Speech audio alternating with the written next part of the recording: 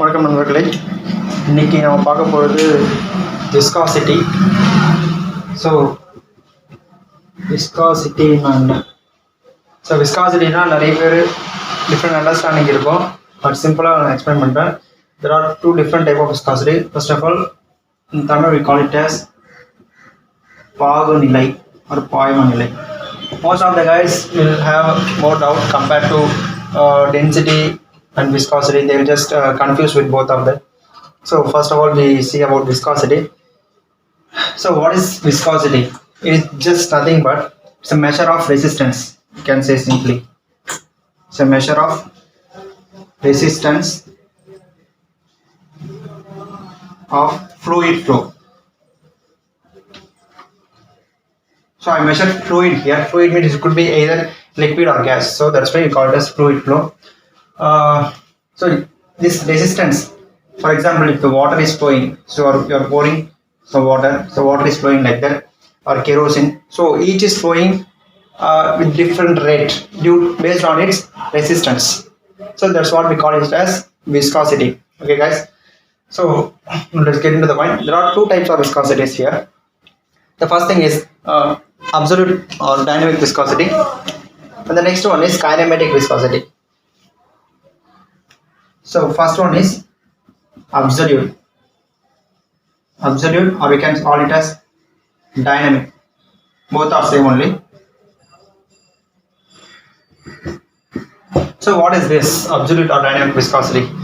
This is also a resistance only, but in this type it is a measure, or it is a requirement, we can say. It's a measure of tangential force. Tangential force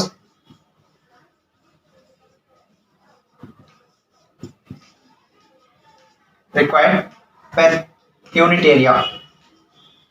Per unit area to move the required per unit distance. Okay, so you take a liquid. If you take a liquid layer, so in this liquid itself we have many layers. If the liquid is flowing through a pipeline or whatever, just see, you can have many layers. So for each layer you are having each layer is having friction with the other layer. So this is having friction with this layer. So this friction is the resistance. To overcome the resistance, you need some tangential force. We call it as tangential force because the force required to move this layer over this layer. So the force required is called tangential force, because the force acting is always vertically to overcome the horizontal force. So one layer is moving over the other layer by overcoming the friction or resistance. So to overcome this, we are having some tangential force. So because these forces acting always perpendicular direction, that's why we call it as tangential force. So simply we can say one layer is moving over the other layer by overcoming some resistance. So that will be measured in units. Okay, so that is called absolute viscosity for simple understanding. Okay, guys. So for this case, we are having many units. You can measure it in kilogram per meter second or Pascal second, like that. So you can measure it in poise also. So these are many units. Each are having different correct multiplication factors to convert one unit to another, like that. So for simple case, we measure centipoise also. So this is about absolute viscosity. So just remember the layers. To move one layer to another layer by overcoming the friction, there is some tangential force required. So that is what we are taking it as absolute viscosity. Okay, guys. So next thing is dynamic viscosity. Sorry, kinematic viscosity. So both are having internal resistances within the layers itself. Okay. So next thing is kinematic viscosity. For absolute or dynamic, we use symbol, nothing simple mu. For this kinematic viscosity, we use small v. So for this kind, what is kinematic viscosity? This is also having some internal resistance.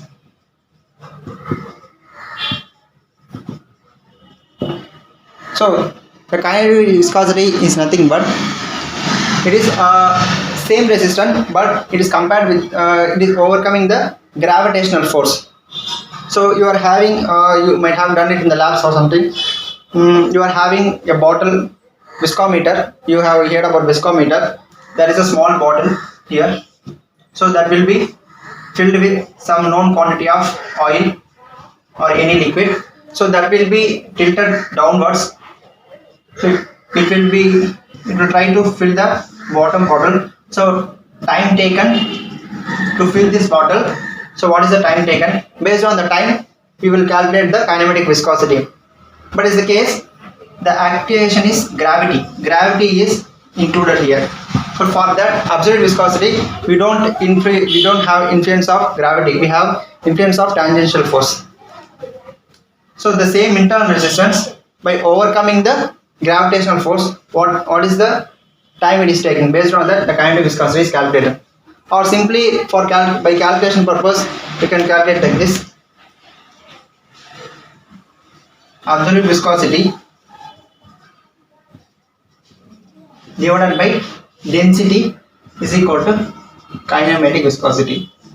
We can say this simply. It is a ratio of absolute viscosity by its density. We can simply say by this.